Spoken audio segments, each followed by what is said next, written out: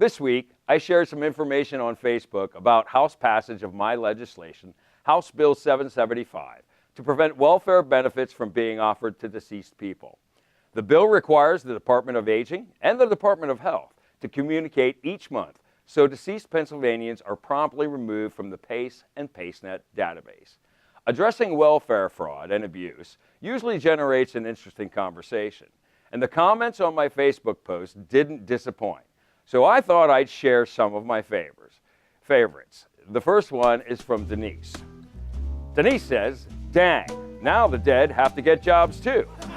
Well, Denise, you know, with Pennsylvania's workforce problem and trying to get our low unemployment rate, that would be a good idea.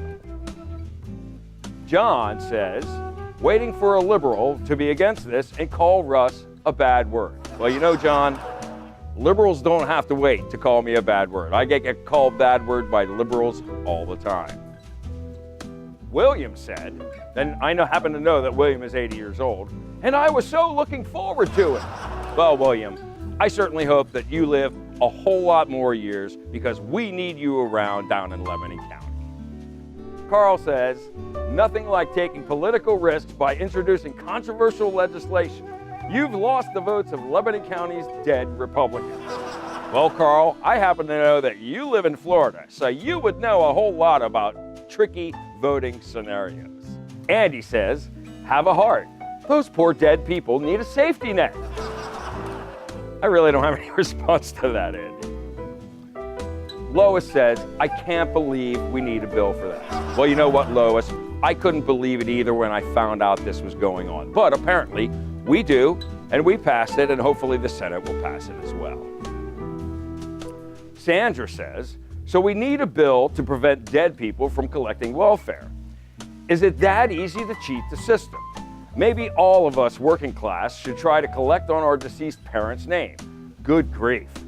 Good grief indeed, Sandra. And in fact, the idea for this bill first came to me when I received a letter at my home in my father's name offering him SNAP benefits. The SNAP benefits are the food stamp program. The problem was my own father was deceased for 16 months before that letter arrived at my house.